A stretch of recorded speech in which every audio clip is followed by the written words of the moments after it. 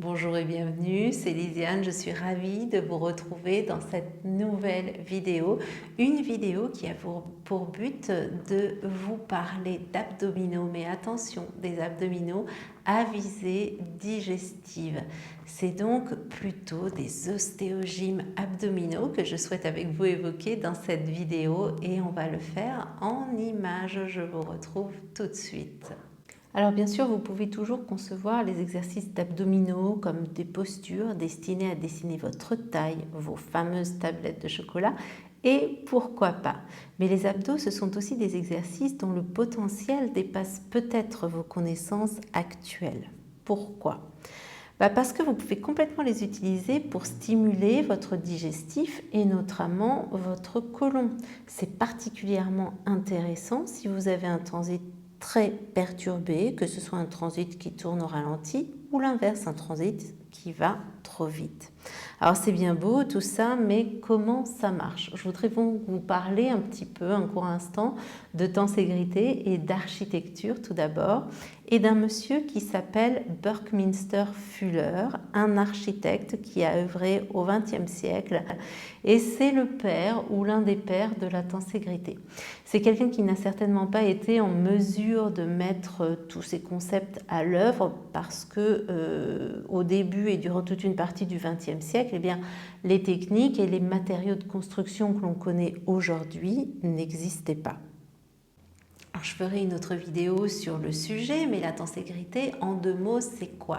L'idée, c'est que l'ensemble des constituants qui sont présents à l'intérieur d'une structure architecturale gèrent les contraintes et les répartissent sur l'ensemble de la structure. Alors, pour vous aider à comprendre un petit peu mieux, voilà, j'attrape mon outil là, je vous montre ce yo-yo, un magnifique yo-yo en tenségrité. Alors vous voyez ici, vous avez des structures plus solides, plus rigides, et puis là vous avez des élastiques souples. Donc qu'est-ce qui se passe? Vous voyez bien que ces structures rigides, elles ne reposent pas les unes sur les autres. Qu'est-ce qui les maintient en bon ordre dans l'espace? Eh bien, ce sont ces élastiques, ce sont ces structures plus souples. Ça veut dire que ces structures plus souples, elles sont en permanence sous tension, sous une tension appropriée qui permet au reste des structures plus rigides de se trouver correctement assemblées, réparties dans l'espace. Et c'est l'ensemble de ces structures, les structures rigides comme les plus souples, qui vont gérer les contraintes. D'accord? Donc ça, c'est absolument génial. Et l'autre chose, je fais une petite parenthèse, mais encore une fois, je vous en parlerai plus, c'est que des structures comme ça, regardez, ça se transforme, c'est extrêmement plastique et c'est censé revenir à sa position de départ. Alors voilà pour la tenségrité. Et le corps, eh bien, c'est construit de la même manière. Tout ça pour vous dire que si les tissus de votre ventre ne sont pas sous tension appropriée de la superficie à la profondeur, c'est loin d'être idéal pour créer un équilibre de votre structure osseuse et viscérale et d'avoir un fonctionnement optimal de votre digestif. Rappelez-vous que la superficie est en lien avec la profondeur. Alors pourquoi je vous ai mis cette image? Parce que je trouve que c'est la plus facile, même si elle est un petit peu abstraite, pour que vous puissiez vous représenter ça. Vous voyez vos fascias, votre corps, rappelez-vous, c'est un maillage, c'est un tissage.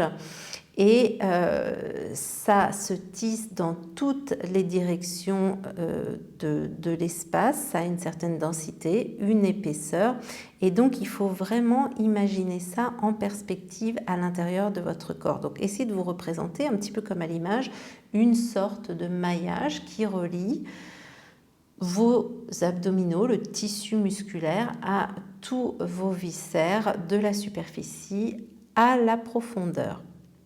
Alors, l'état de tension approprié de votre tissu, c'est une première chose. La deuxième, c'est la compression.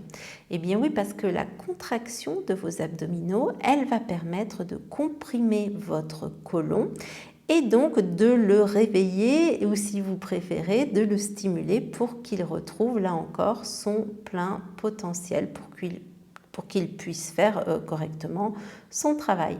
Vous comprenez bien pourquoi la pratique de séries d'abdominaux peut être considérée comme un 2 en 1, un peu comme les shampoings. Vous voyez, vous avez l'avantage de redessiner votre silhouette, de sculpter, d'avoir ces belles plaquettes de chocolat que vous allez voir apparaître au fil de votre pratique, mais vous avez aussi l'avantage de travailler, de stimuler, de rééquilibrer votre système digestif. Et ça, c'est hyper important. Et j'en reviens encore une fois à mon cheval de bataille et à cette conception de santé globale. Avoir une bonne alimentation, évidemment, c'est fondamental, c'est important, mais ça ne suffira peut-être pas. Il faut aussi vous occuper de vous mettre en mouvement, de mettre en mouvement ce digestif, de travailler dessus et d'avoir donc recours à des exercices, en l'occurrence, dans ce que je viens de vous décrire là, dans ce contexte, eh bien, à des exercices d'abdominaux. Encore une fois, pensez à votre corps comme un écosystème. Vous avez un écosystème interne qui dialogue avec un écosystème externe. Ces deux-là entrent en relation. Il est donc fondamental de les chouchouter, de les considérer tous les deux et encore une fois dans leur dialogue, dans leur interaction. Alors mangez bien, faites vos exercices et puis si vous voulez aller plus loin, eh bien, vous pouvez toujours vous intéresser aux formations en ligne que je propose pour vous aider, pour vous piloter. Vous ne serez pas toute seule. Je serai vraiment là pour vous accompagner et pour vous donner des outils, vous les faire comprendre, des outils qui vont vous aider à progresser, à vous transformer et à vous sentir mieux dans ce bel âge de 50 ans. Et surtout, restez merveilleuse. Je vous embrasse. À très vite. Ciao, ciao.